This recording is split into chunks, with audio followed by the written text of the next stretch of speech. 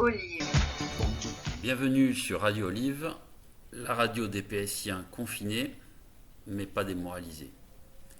Aujourd'hui, réalisons ensemble un petit moteur électrique.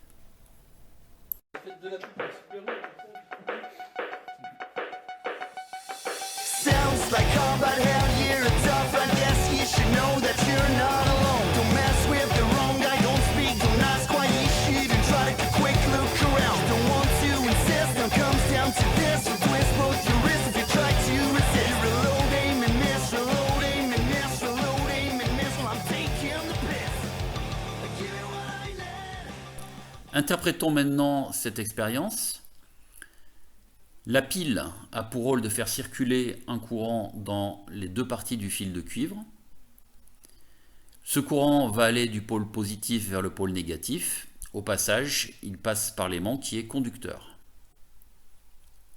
Du côté droit, on a donc un courant positif appelé I, qui n'est pas nécessairement le même que celui du côté gauche, qu'on va noter I', du fait que les longueurs n'étant pas rigoureusement égales, les résistances ne le sont pas non plus.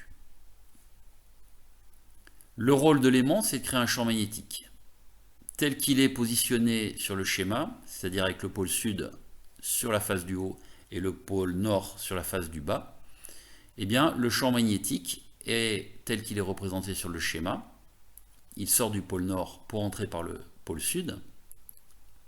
Et ceci va générer des forces de Laplace sur les deux bouts de notre fil de cuivre.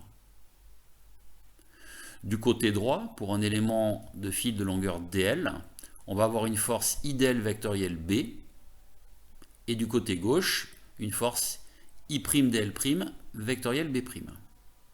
Et ce qu'on peut remarquer, grâce à la loi du tire-bouchon, c'est que ces forces ont un moment, et le moment par rapport à l'axe des Z, il est de même signe pour df que pour df', c'est-à-dire qu'il est positif. Donc, notre fil de cuivre va tourner dans le sens oméga positif.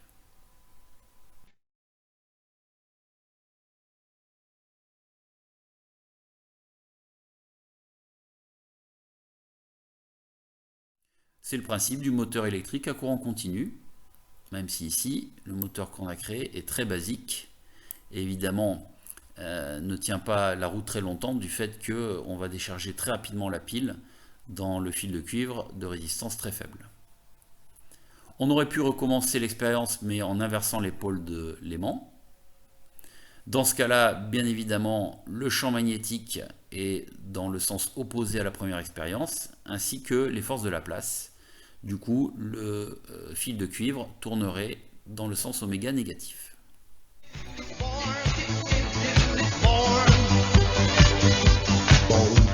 Olive.